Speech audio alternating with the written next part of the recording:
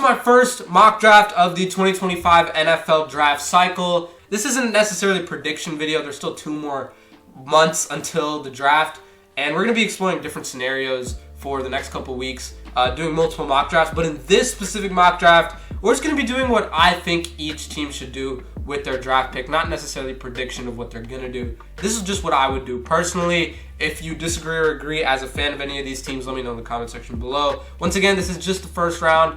I'm doing this on PFF, and I don't have access to where you can make trades. I'll let you know spots where I think are potential trade down spots, but for the most part, no trades in this mock draft. But once again, I'll let you know where trades could potentially happen in real life. But let's get things started at number 1 overall. As much as this quarterback class is one of the weaker ones in recent memory, and as much as Cam Ward probably isn't a top 5 to 10 talent in this draft, at the quarterback position, he is the best.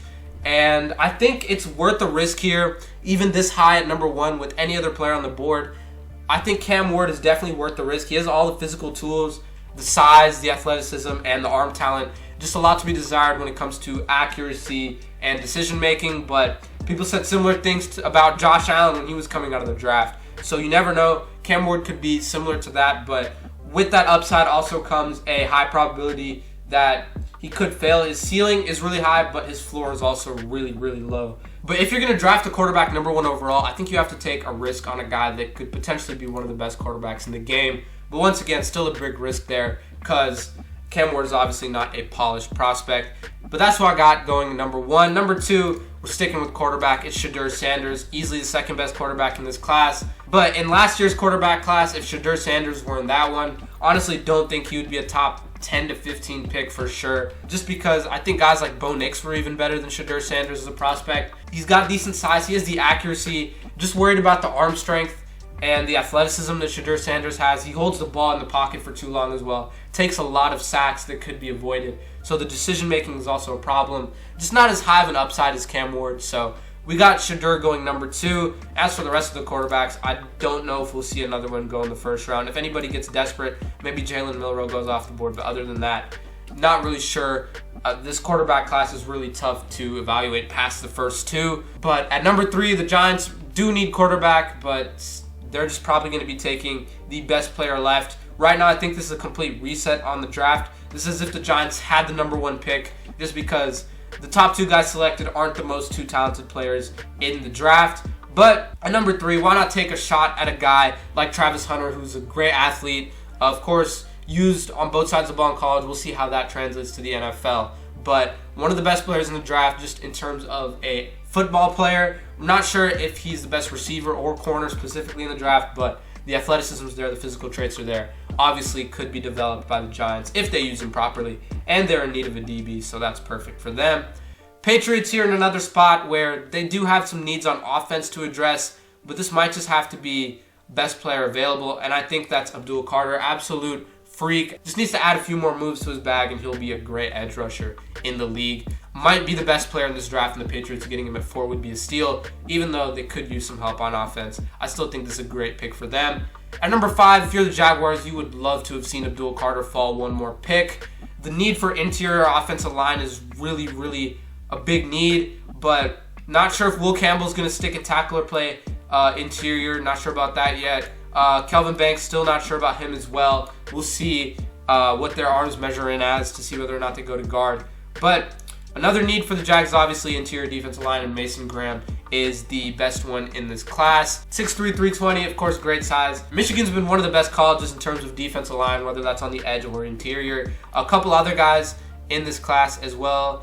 There's Kenneth Grant later down in the board, but I think he's just not quite the prospect that Mason Graham is. And I think Kenneth Grant goes a little bit later, but Mason Graham, obviously a great pick here for the Jaguars at 5. At 6, the Raiders need a lot of help on offense. I think this could be Will Johnson. It could be a wide receiver. Raiders could go best player available here. Genty would be interesting, but I think rebuilding at corner is just a little bit more important, obviously, than rebuilding at running back. Will Johnson's arguably the best pure corner in this draft. He has the size at 6'2", 200.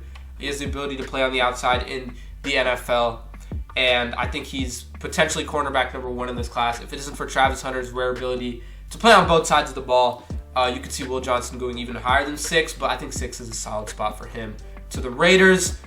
At 7 here, the Jets desperately need quarterback after Aaron Rodgers being released, but that's obviously not going to happen here this early unless they really fall in love with Jalen Milroe, which I don't see happening. You would love to see Will Johnson fall here, just one more pick, but that doesn't end up happening here either. Honestly, in real life, I think this would be a trade down spot for the Jets. Honestly, even then, predicting trades is probably the hardest part of the draft. Trades are so unpredictable every year. There's a team that moves up that you don't expect, and teams that you expect to move down that don't move down. So it's all right. We can stick and pick here. This is an interesting spot. You might just have to go best player available with Malaki Starks, but at the same time, I think you do want to build up the offensive line. I think Will Campbell's a solid pick. Might be a bit of a reach here at 7, especially if he doesn't stick at tackle, but it's a solid pick. He's definitely the best lineman in the class. Campbell's got great size at 6'6". I didn't even know he was that tall until I saw this. I thought he was like 6'4". Let's see what Kelvin Banks is actually, just out of curiosity. Kelvin Banks is 6'4". That's about what I expected Will Campbell to be, but I was mistaken there.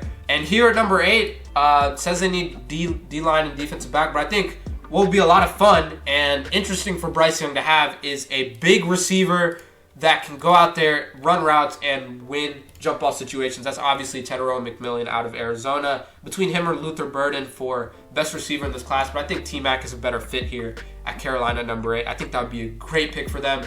Ashton Jeanty isn't played, but I think the needed receiver is high enough to where they could get a guy like T-Mac here in the top 10.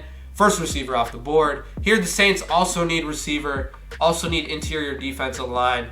This is an interesting spot for the Saints. This could end up being a tight end, but I just don't see the Saints getting a tight end this high when they need so much help on other positions that are possibly more important. I think the Saints actually do end up going down the board here a little bit, and getting a guy like Kenneth Grant would be huge for them. I think addressing edge could also be interesting. They have decent players in the edge, but James Pierce could potentially go here. Mike Green obviously had a monster season at Marshall. Mykel Williams, a couple other guys, Shamar Stewart, of course. But address the need here. One of the best players on the board, maybe not the best. Solid pick for the Saints. At 10, the Bears. This is a spot where they could potentially go Jeanty, but I think it would be smart to go with Kelvin Banks Jr. here. Potentially could move to guard, which they need a lot of help at guard right now. And even some help at tackle could help. They just need to address that offensive line. Kelvin Banks is a great pick there. 49ers here at 11. I think the needed offensive line is high enough to where they'll get a guy like Josh Simmons. Might not be one of the best 2 tackles in the class, but he's also huge. I think he could potentially be the second tackle off the board over Kelvin Banks just because of size. And potentially he has more of a chance to stick at tackle than Kelvin Banks. I think Simmons is a solid pick there at 11. 12, this is a dream pick for a Cowboys fan. Ashton Jeanty, no hesitation. The needed receivers obviously big. Luther Burden would be interesting here as well.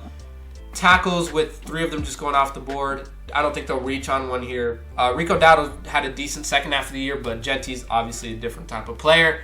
Here at 13, Dolphins need help at DB. Malaki Starks, obviously probably the best player left on the board here at 13. If it weren't for him playing safety, he'd probably be a little bit higher. Just the positional value isn't there, so I think he falls out of the top 10, but a great pick at 13. Here at 14, the Colts, I think this is the first tight end off the board, Tyler Warren. Obviously between him and Colson Loveland for first tight end off the board. Gunnar Helm, solid tight end, could potentially go second, third round, but I just don't think the athletic traits are as high for him. The blocking ability of Warren and Loveland are obviously higher, and their ability to catch the ball with their insane frames as well. So I think this is a good pick for the Colts. They just need to give Richardson some easy targets, make life easier for him, and I think that would be a solid pick there. Falcons at 15. I think Luther Burden would be really interesting here.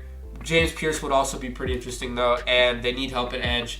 James Pierce was a guy that, in way too early 2025 mock drafts, people had him going number 1 overall just because of projecting another great season for an athletic freak.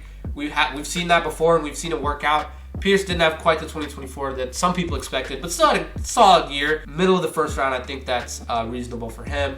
Cardinals at 16. They need help at the offensive line positions, but I think Luther Burden would be so much fun here at 16. His fall finally ends. He could potentially be a top 10 guy. Poor quarterback play from Brady Cook was one of the reasons why he fell a little bit towards the end of this draft process, but I think he's still comfortably a first-round pick, most definitely. Bengals here at 17. Offensive line, obviously, still a big need. It feels like it's always a big need for the Bengals. But honestly, if I'm the Bengals, why not take a risk on a guy like Jalen Walker? I'm honestly not sure why he was so low on the board. This guy's a freak athlete. He's the potential to go really high in this draft. Still not a polished prospect, and when you put on the tape, might not pop out as much as some of these other guys like Shamar Stewart or Nick Scorton from Texas A&M, but why not take a risk if you're the Bengals on another huge playmaker here at 17? I know you already have Trey Hendrickson. Why not add to the pass rush? So that's a great pick in my opinion at 17 for the Bengals. 18, the Seahawks desperately need offensive line help. They also need edge help. And Mike Green is still sitting here. Absolute incredible athlete out of Marshall. Had a great year. Obviously, level of competition, you got to take that into account, which is why he won't go super high. But had a great season. Really rose to the top of draft boards. For sure going to be a first-round pick there at 18. 19, you would love if Mike Green had fell to you here if you're the Buccaneers. This is a weird spot for them. You would love Mike Green, but Mykel Williams is also very solid out of Georgia, and I think him going 19 is very, very solid value for them. Broncos here at 20, you desperately need receiver. Why not take a guy like Emeka Egbuka? Potentially could be your number one right off the get-go, but probably going to be a high-end receiver too. Somebody that Bo Nix could easily target. A staple of the Ohio State offense for so many years. Could be a staple of the Broncos offense. They really just need another consistent guy alongside Courtland Sutton, who isn't very consistent himself, and I think Emeka Egbuka can definitely bring that to the table. Steelers here at 21, followed by a couple other teams that really need receiver, and if I was the Steelers, I think Matthew Golden would be an incredible pick. You got a guy like George Pickens on the outside that is a deep ball threat, can win jump balls, great route runner. Then you get him with a speedster like Matthew Golden. I think Steelers fans would be really excited about this one. And regardless of who they have at quarterback, that receiver duo would be so much fun. Chargers here, you would wish Matthew Golden fell. One more pick to you. I think Colston Loveland is a very, very good fit for the Chargers here. I think they need pass catchers, whether that's receiver, tight end, running back even. But Colston Loveland is one of the best tight ends in this class. Chargers getting him in the back half of the first round is very solid for them. And then Packers at 23, they really need help on the outside. If it weren't for Benjamin Morrison getting hurt this year, I think he could have potentially been a little bit higher. Once again, the size isn't really there. Probably going to play in the slot at 6 foot 190, but could potentially play on the outside. We'll see how that goes for him in the NFL. The Packers just desperately need help at corner, and drafting one early could potentially be a reach here at 23, but I think it's solid value for them here. Vikings here, Walter Nolan, this is a no-brainer for me. Need help on the inside of the defensive line. Him falling to 24 would be incredible. Texans, 25, another team that needs interior offensive line. Really don't know too much about the interior offensive lineman in this class, to be honest with you. That's why I haven't had one go for a while. Tyler Booker, the best one on the board. And then after that, there's a bit of a drop-off. He might go in the first round just because of the need that so many teams have at that position. And why not go Shamar Stewart off the edge? Potential to be a game wrecker, but slides later in the first round. Texans snag him at 25. Here's a team that desperately needs help on the offensive line. Armand Membu still being here at 26 is a huge steal for the Rams. Great pick for them. Ravens here at 27 towards the tail end of this draft. Last few picks here. Another team that needs offensive line help. Could also use edge help. I don't see Jack Sawyer going this high. Nick Scorton, however, is a guy that could definitely go really high. The other Texas A&M edge, Nick Scorton at 285 pounds, 6'4", still has the speed to kill you on the outside and has a bull rush as well. He could definitely go a little bit higher than this potentially even. So the Ravens getting him at 27 was a huge steal. 28, the Lions. I think this is honestly a team that would take a guy like Jack Sawyer on the other side of Aiden Hutchinson. Just a guy that plays with energy. He isn't the greatest athlete, which is why he slides down this board for sure, but the Lions would love a guy like Jack Sawyer down the board in the first round. Great value for them. Commanders at 29. I think Omarion Hampton is definitely potentially a pick here. Cam Scatterboo, I don't see him going this high. Potentially, but I don't see it happening. However, the team just needs so much help at offensive line. I think Josh Connerly's the pick here at 29. I think later down the board, you could see them take a running back high in the second round potentially if Omarion Hampton or Cam Scatterboo were there. This is a very good running back class. Of course, the Ohio State backs were amazing as well. and just a great running back class even beyond Ashton Jeanty. So I could see another one sneak into the first round, just not at 29. Here at 30, I think they look down the board just slightly and go for a guy like Tyleik Williams out of OSU. Him being here still is also a huge plus for them at pick number 30. Final two picks, two teams that bet in the Super Bowl. Don't know too much about Gray Zabel, but one of the higher graded guys. They desperately need tackle. Just go with the highest graded guy. Once again, don't know too much about this tackle class. Gonna have to look into that a little more. And then finally, the Eagles. Honestly, not even sure what they need. It says receiver is one of their biggest needs, which with Devontae Smith and A.J. Brown, that being one of your biggest needs is crazy to me.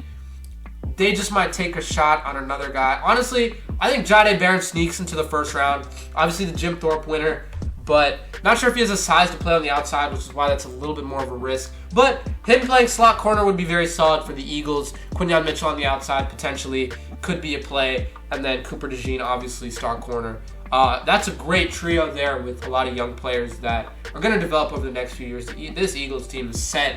But let's go ahead and look at the draft here.